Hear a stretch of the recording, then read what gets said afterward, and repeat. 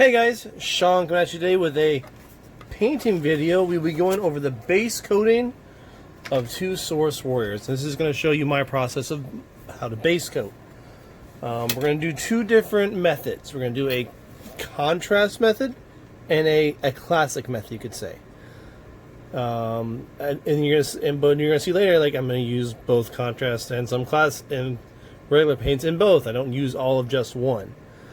But one I'll focus primarily on contrast paints. The other one I'll focus primarily on classic paints.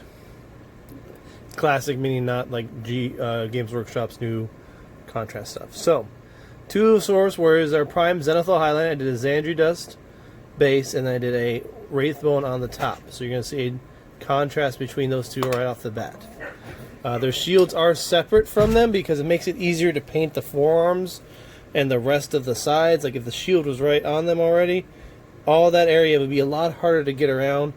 And since you're not going to be able to see too much of that anyways, I'd rather just paint that shield, or paint the shield secondly. Alright, so mainly I'm going to focus on a tan, orange colors for the body. I have a black and gold for the weapons and the bracers and any of the armor pieces. If they have little these guys both have the same weapon, I want to do something very similar for both. No skulls or anything on the bases, so they'll be pretty easy to paint. I think actually it made as close as I could identical. And one thing I'm going to recommend whenever you're doing base painting, especially for a large amount of miniatures like these, or your baseline soldiers, if you're doing a batch of them, it's called batch painting. Give yourself a break. Like if you're doing, like I with contrast has helped out, made my batch paint a lot faster.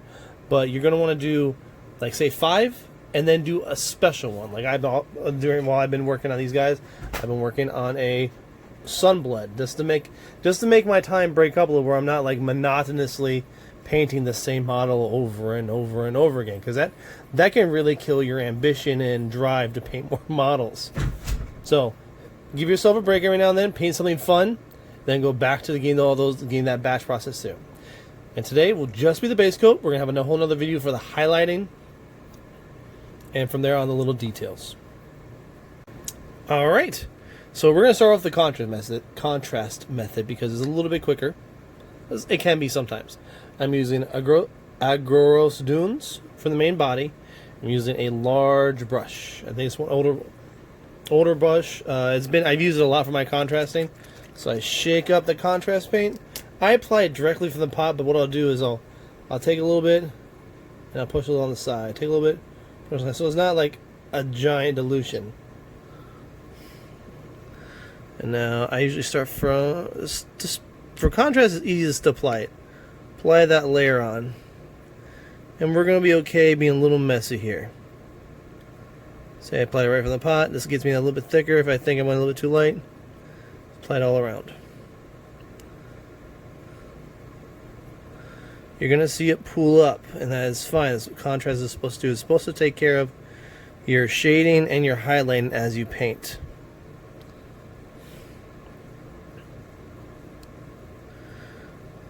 Sometimes it does, and sometimes it still requires those steps. So always, like I said, it's going to make it faster, but sometimes you still need, like, it's not a miracle. It's not, you still need the steps of normal painting miniature models, which we'll go through with my the other model. So you see, just kind of dip it in a little bit and get all the areas that aren't like these big scales on the back.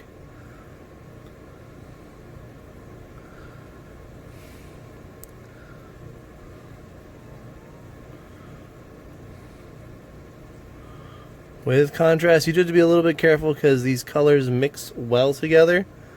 So if you muss over too many areas, the next color you lay over it will have this color poking through quite a bit. The translucency is very apparent for these lighter colors.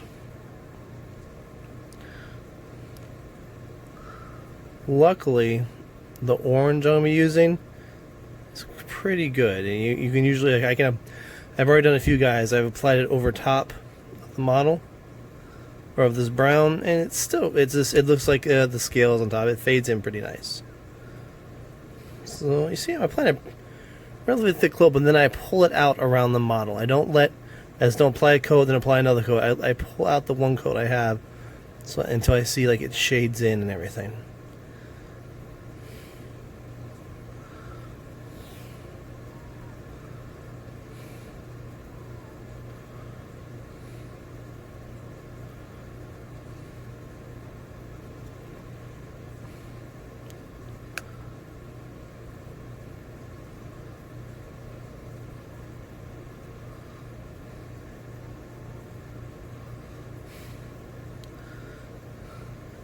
It's a little harder. Get those creases in the back.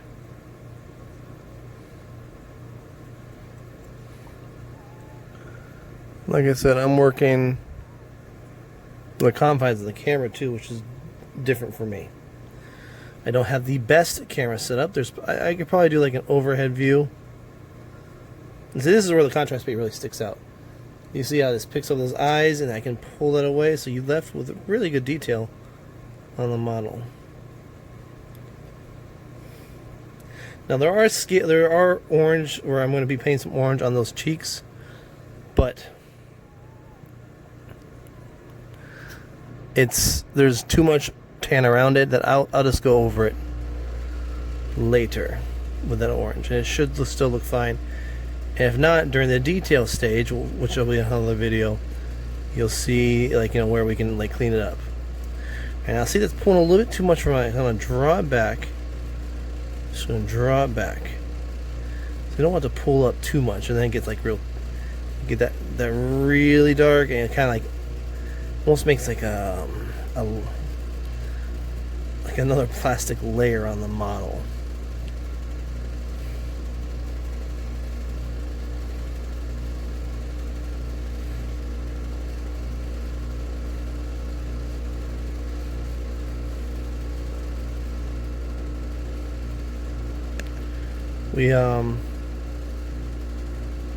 We did have a cold snap here in Florida, and I know it sounds bad, but it's actually in the 40s some of these days. And I primed these guys during one of those nights.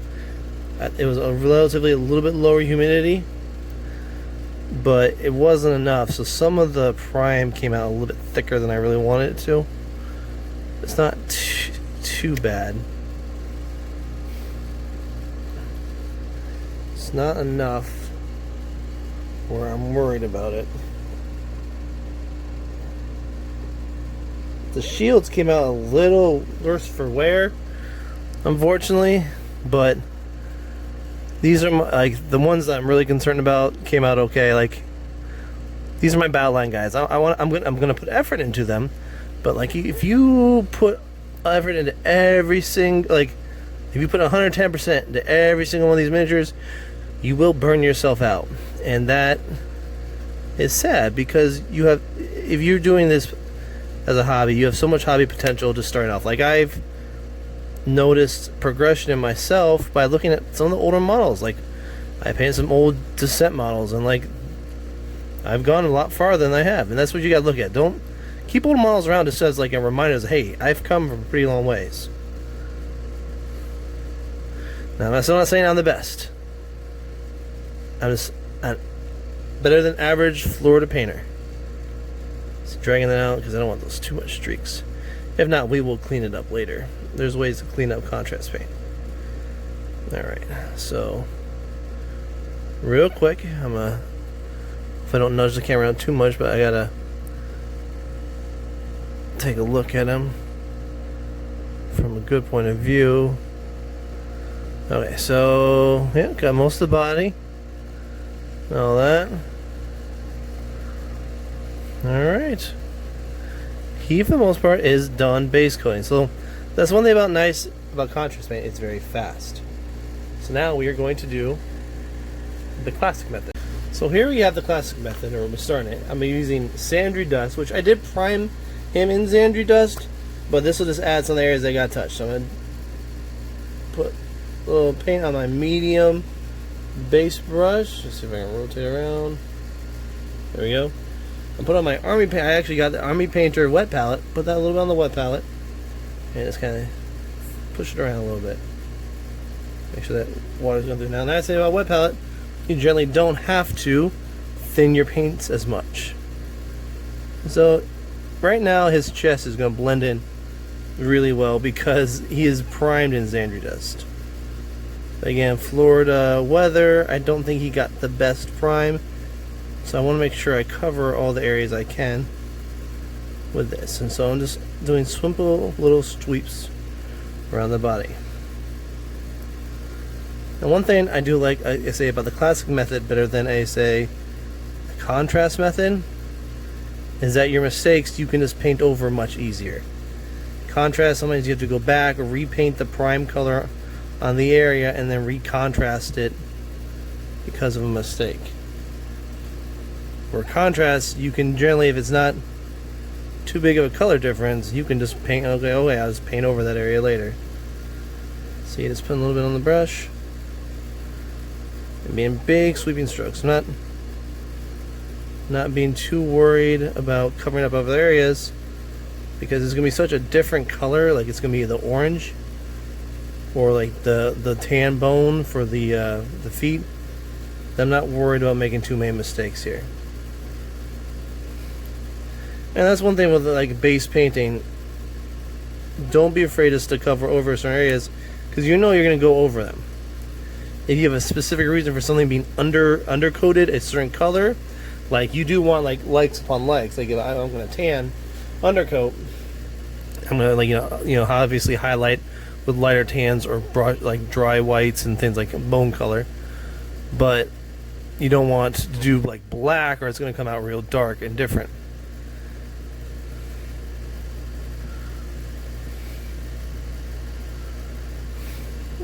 Get that in there. Sorry if my voice is changing at times. I'm using my camera, or my phone. The camera. Using my phone, and the microphone is attached to the camera, so this is supposed to adjust automatically. But again, I've noticed some quality errors, or audio quality errors in my videos, and I do apologize for that, guys. But you know what, Florida man, low tech, it's how it goes. You're lucky I just don't have an alligator strapped to this camera and biting me as I don't paint well. That'd actually be very highly motivating. You paint bad, you get the snaps. I'm gonna put a little bit more Xandri dust on that wet palette. It's gonna lose some. Let's push it around. I'm gonna probably do a brush cleaning here pretty soon. Not a video. That's because that's boring as heck. But just a well, it might not be boring. I don't know. People might be into different things. But to me, it's something I just need to get done, so I don't lose all these nice brushes that I use, because it gets expensive just rebind them. So you don't want to just do that. And this is where the classic method, I think, comes a lot better than contrast, these flat areas. Like, it just looks much cleaner and less patchy. It's like when we do our highlights on that contrast guy, I'm going to tell you right now, that headpiece is going to be a little bit different color because of the patchiness. I'm going to make sure I highlight so you don't see that as much.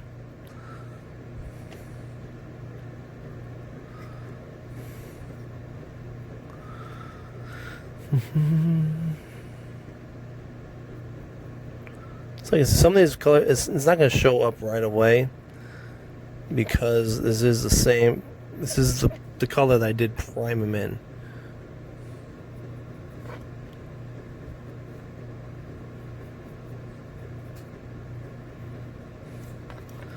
Let's get a dollop more, a little bit more. Push it around so get that moisture going through it, and boom, back on the model.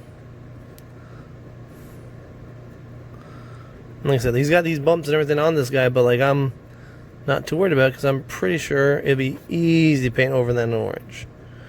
And this is a light color, so it's not going to interfere too much with how the orange is going to appear on the model. So double check them over. A few places here and there I just want to touch up the leg. So I'm gonna notice right now this wasn't as slow as a lot of people might say. The regular painting is. This is actually pretty fast. So don't be discouraged. Like, oh, I don't have contrast paint, so I don't have the money to shell out. You can still do fast. Oh, sorry, I keep knocking the camera. You can still do fast painting with basics, especially once you just get it down. It becomes a very easy thing to do. Alright. So that's the first part. So for this shield, we're going to base it in corn red. So I'm going to shake the shield up a little bit. That. Put a little bit right there. Pushed around on the palette so you get that moisture in it. Nice and good flow. And it's going to put it right on this shield. See, little strokes. That's what I think people they don't realize about miniature paint. Or miniature paint, or like, if I say miniature paint, I'm not doing like large sweeping strokes like you see artists do, like, shoom shoom. You're doing a lot more quick ones because the coverage is a little bit different. You can still use a lot of the concepts from, I want to say, like big art. That's my brain. That's where I went to. But like more recognized artists. See on the back of that shield, the prime did not come out well. So it's very standy and patchy. But the paint sticks to it enough that I just paint right over it like that. Do not care. It works out fine.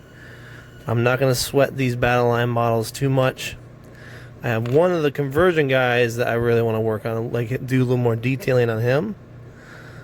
But I'm not going to like stress out. It allows the paint to adhere. It looks fine.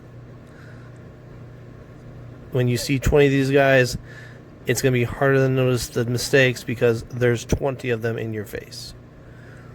And you're allowed to make mistakes. Because either you're learning or it just happens.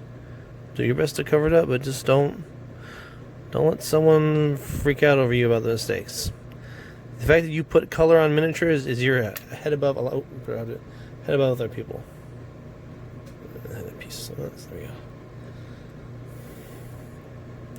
Now, bigger paintings, you could say do 2 thin layers, but I usually go to do layers until it looks fine. I could probably do another one on there to make it look real smooth. Like here, let's put a little bit of water. I'm just touching it all over, so I probably need to do now. Let's do another thin layer on top. And see that the color does become a little bit better.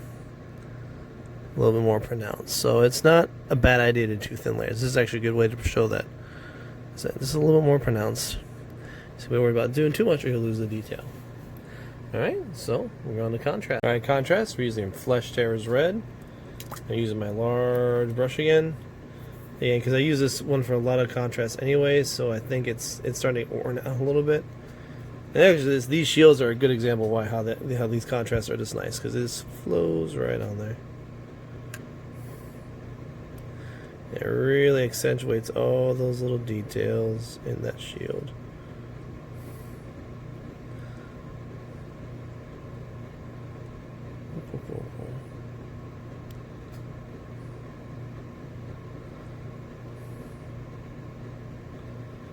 So flip that over. It's a little more on the brush.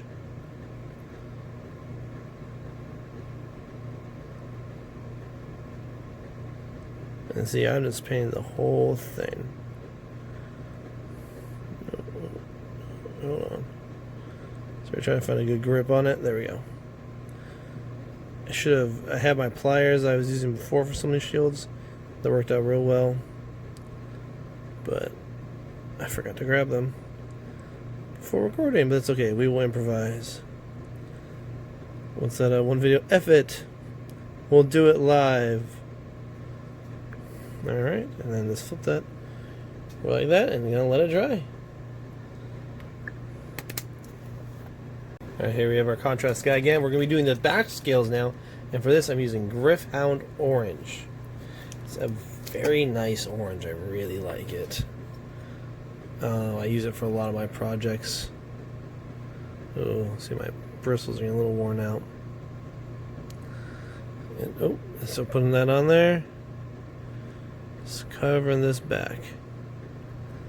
Now, like I said, some of the scales will probably be primed in tan. Or maybe I already covered over the Agros Doom we just had. So let's put a little bit right there. See, just like that. We're not looking for perfection. Like making sure there's no like crossover layers. We're doing this so that way it looks good in a massive mob of warriors. So if you do perfection on every single one of these guys, you can. You know what? Let me preface you can do that. I want to discourage some if they want to do that. But what I have found is that it does get very, very tedious. You get very tired of that unit. And you get very, very tired of the army you've been painting. So usually when I'm down a little bit, I'll do like those soft areas where I want to, not softer, but like where I want to not cross over with the paint. See, like right there, that little spot, that got a little bit of orange on it. That's definitely supposed to be tan. The shoulder pad I don't mind, and these things I don't mind because I'm gonna paint them a metal color, which is a traditional paint, which will overwrite or cover it pretty well. If I were to go back over with contrast paint on that tan, it's not going to show up as good. So like if I did an orange to tan, that'd have been bad. But like tan or orange over the tan, or tan over the orange would have been bad. Orange over the tan is not as bad. So yeah, if you want to do perfection, do perfection. But I recommend don't burn yourself out. Do not. Because then you lose interest in the hobby. That's fun. If you lose interest in the hobby, then why the heck are you doing it? Yeah, see? It's not the cleanest, but it shows up on there nice enough that, like, hey, a little bit orange where the scales should be. Works good. Works good. Alright, see, it's just a vibrant orange. I just really like it. I use it for a lot of things, and it covers well too. And it takes to other paints too, like if you want to dry brush highlight it and all. So I actually used it on most of my other models. This is nice. Alright, so that's, see, quick and easy. So that's the contrast. Alright, so for the classic method, we'll be using that base brush again. Let me get that brush out. I'm using Jokero orange, or whatever it's called. It's whatever. Let's put that, and we're going to put a little bit on this wet palette, like that. Let's push around, push around. Push, push, push, push, push. Get a nice flow. Let's pick them up and start working on them. So now I want to be a little bit more careful. Not too careful, but just a little bit more. Similar to like the contrast, we can go over some areas.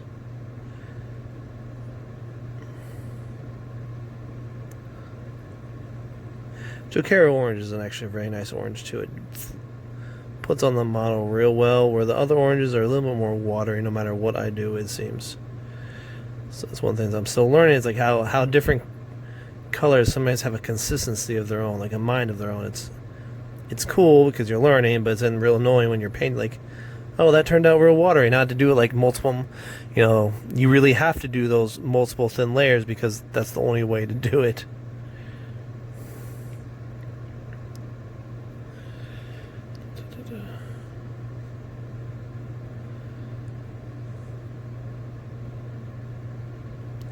See, not being particularly neat like that. Just did a little splash orange. Little scales are on his shoulder because highlight and all that will work with it. And we'll clean up some of those areas too.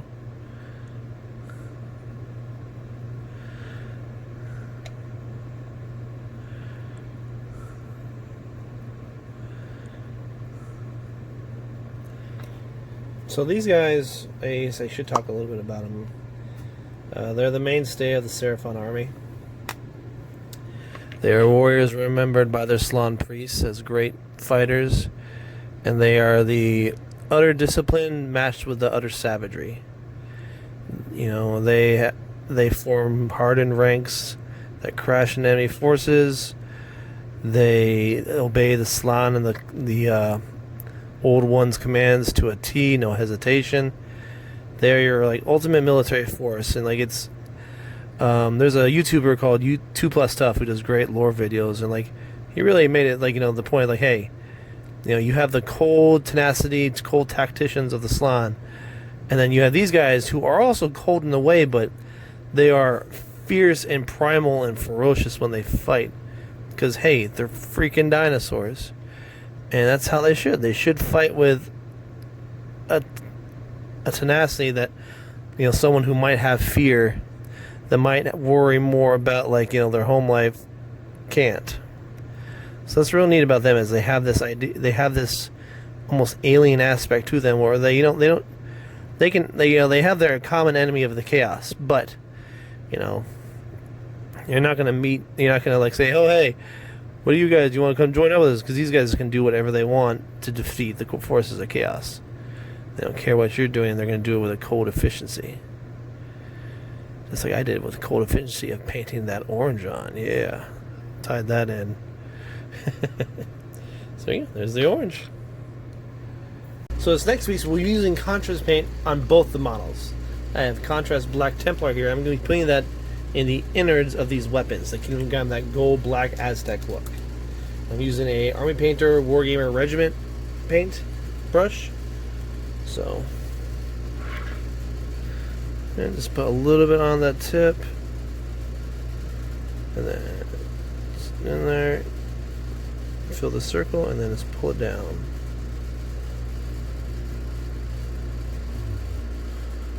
And the reason I really like this Black Templar, because it comes out looking really smooth, that I can't usually get with my blacks. Like, there's that contrast in it. And again, they're contrast paint, so obviously it would have contrast, but it just ends up looking really nice, because you get like that see how it comes up like that light gray almost. So there is, like, I, for the life of me, is still trying to figure out how to do that. And yeah, just black is nice, and like some like dry brushing of gray to get like the contrast in there. I hope I didn't mark it. Yeah, so there we go. But like the contrast paint just does it so well for some black areas. I really like how it shows up. So a lot of my weapons, almost all my weapons, will be this Black Templar. And that's what I think is real neat about finding paints that do a certain job for you. You know, everyone has their favorite paint lines and whatnot, but like in all reality, you aren't beholden to one paint line. If like this is an Army Painter brush, but these are GW Citadel colors, you know, you can do whatever you want. What I'm gonna do real quick is that bottom little handle piece. I'm gonna put that black as well. And like I'm gonna use Army Painter gold. Like I love their gold more than I love some other golds. It's nice and bright, where other people's bright golds are just real watery.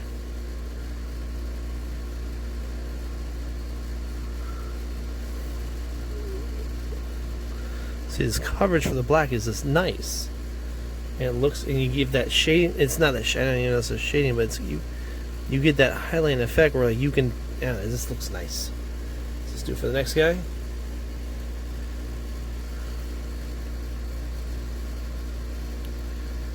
And you just pull that contrast down, or up and down. You just pull it away so it doesn't pull too much.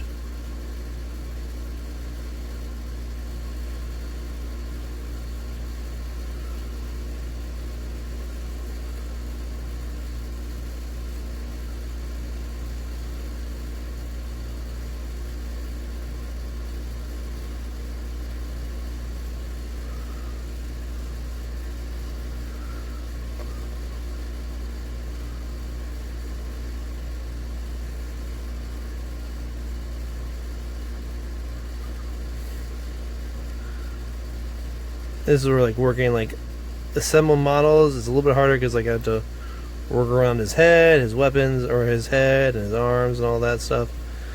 Some people do like a neat process where like they'll have like use paper clips and cork to like put these models in different pieces.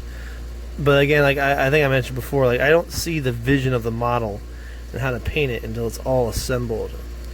Like me doing the shields, that's a relatively new thing for me, because I realize, hey, I'm messing up a lot when I don't have those shields, or when I do have those shields on. Let me take out that factor. I'll dry fit them so I can see, okay, that's where it would go, but then that's it. So there's the weapon for that. So that was pretty quick for the weapon. We have our contrast tie here, but I'm going to be using a classical Iron Warriors paint on his shoulder pad. Now he mainly has this like gold aesthetic thing going on, but I want some of the pieces to stick out from the rest. Like these are your frontline warrior. Not all of them is going to be gold. That's kind of how I'm thinking in my head. So we're getting that shoulder piece. I put a little bit of that Iron Warrior from Citadel on there. And mix it around, kind of tint to a point, using that regiment brush again. And just painting that on.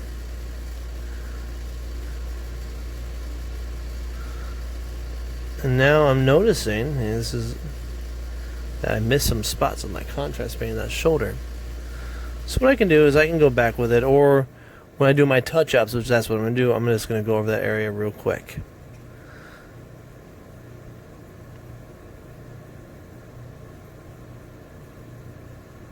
Now you don't have to get like, see how I'm getting underneath a little bit? You really don't have to do that too much for some models, because that part might never be seen. If it's never going to be seen, don't fret over it so much. That's, you know, people like, you know, it's cool, like, oh yeah, I removed the shoulder pad and his arm's still there. Like, well, no, this shoulder pad's kind of glued on. You know, it's not realistic. You know, he could take off a shoulder pad in real life, but I don't have to do all the shadows sometimes. It's a good time saver. Alright, so make sure I spread that around a little bit, make sure it looks nice. Alright, and that should be it for that shoulder pad. So from here I noticed that I actually don't need to do two separate models. I'll show you how they look like completed at the end, but all the rest of the stuff is classical paint. So now I'm doing Morghast bone for the like feet and the teeth and claws. So a nice spin on that. Pick it up. So you notice this is the contrast one we're working on. Let's get that feet. Block that color in. I think it's the term I'm supposed to be using, but I don't know. These two claws right here.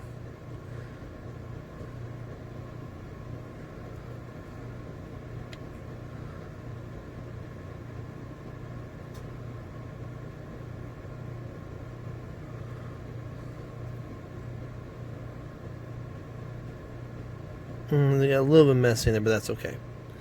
Like I said, it's going to happen. Don't fret. It's like these are your baseline warriors. Now these teeth, however, are going to be a little bit different story. So I kind of brace them.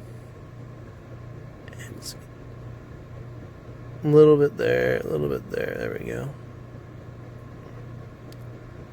Using just the tip of that brush.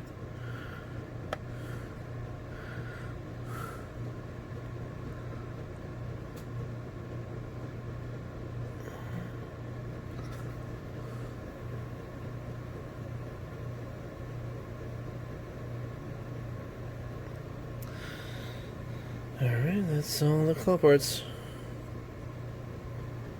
Alright, so now for the rest of these models, I'll be doing Greedy Gold by Army Paint Paints. Shake it up good. And just plop. Alright, oh, yeah, squeeze a little bit of air out. And then there we go. And you gotta spin that around. You don't want to get too much on the, mainly on like the middle, like up to the middle of that brush. If you load it too far, that paint gets into the fennel, I think is what it's called. It could ruin the paintbrush. And I think that's what happened to a lot of my, when I first started painting, what happened to a lot of my paint. So now this is for mainly the rest of the model. No, I forgot to do the bottom of that guy's sword, but that's okay. We'll go over in gold. Now, because the way some of these metals react, like the iron was actually, it's nice. It has not like really lost its consistency. Gold has a habit to become very transparent. So I might apply more than one layer here just to make sure that the gold is what I'm seeing and not the rest of the model. Or the rest of the colors underneath.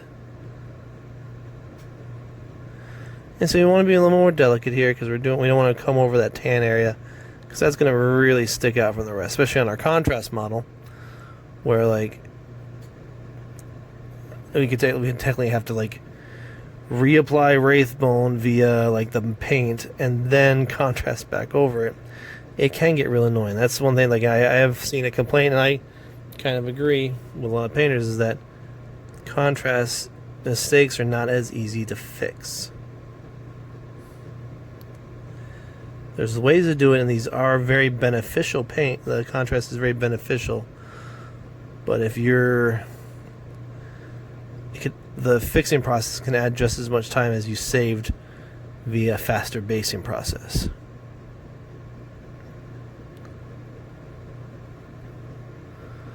Being really careful now with these blades.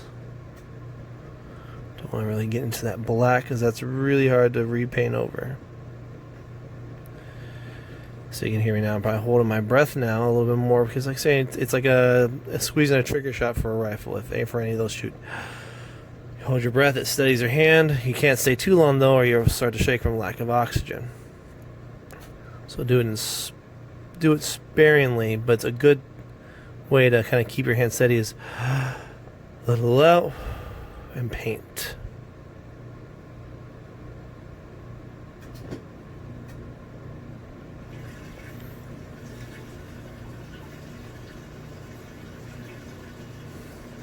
The gold and the black just look so nice together too. I think it's part. Like a lot of their official color schemes have this, and I just couldn't go away because I really like it.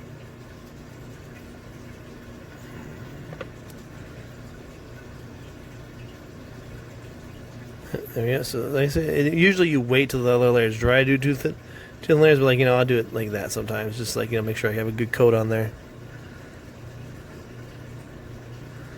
So even though we paint the sides, so the sword itself, like the middle part's still not painted, so we gotta make sure we get in between these tips. Looking pretty nifty right now, right? Got the other bracer here.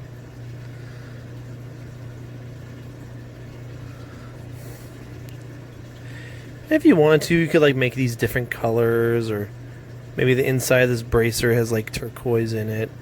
But like for your basic battle line, less is more. The more you do something, like I said, the more aggravating it's gonna get.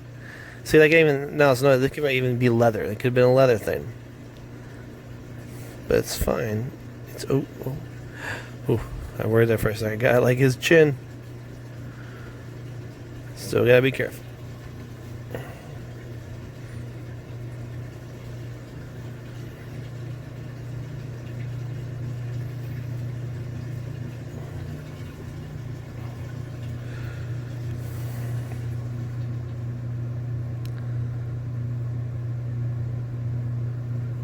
Finding a color scheme is hard too, but like there's ways to really help yourself out. Like a big one is my wife introduced me to the color wheel.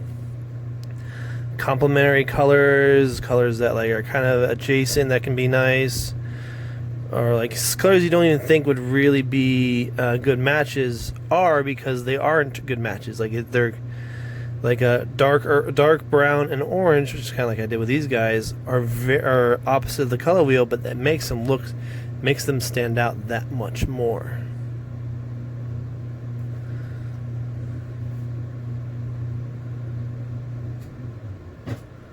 Alright, and that, my friends, is a almost completed source warrior. There's one more basing kind of that I want to do before I let you guys go.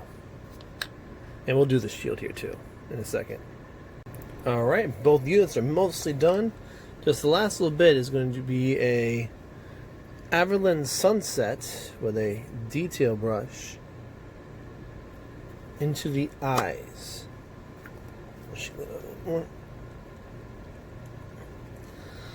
Let's see, I got my palette here. Take a little bit, so you don't want to load up the brush too much, and it's going to put a little bit on there. And we're going to really spin. Really spin, because we want to keep that fine detail point. Now, Just gonna brace our hands and get in there. Let's get the eye right there. Just like that. Do the same thing for the other side. Spin. Right. There we go. Just enough that we add a little detail, because we're gonna shade over this most likely.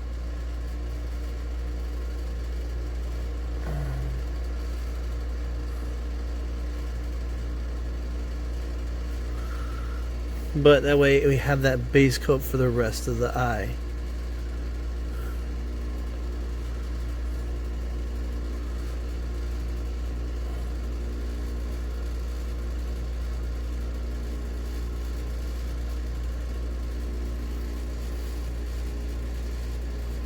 It's tough to see with the well, and actually in one of the shields too, we are going to real quick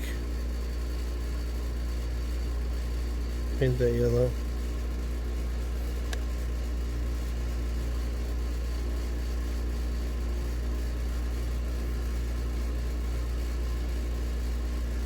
Pretty sure it's my Contras. I just know some paint got worn away probably from handling a little bit, but that is okay. So like I said, we're going to go over in highlights and we'll fix a lot of that. That's one thing about contrast paint that I don't like, is it does tend to wear away. Alright. So we're going to clean our brush off and we're going to towel these done, as in base coated. They got all their primary colors on there. Got the gold, the black. These guys got the iron. So right away you can tell that the contrast adds that shade in. Alright, because when we do the highlight now, I'll go over shading as well. So there's a base coat. This is, you can play this on the field. It's not going to look the best, but in a mass mob, it's going to look nice. And like, we'll do basing later as well. And I made a little mistake on this guy right here. I was a little, this guy right here. A little bit of that black. We'll fix that too, probably, hopefully.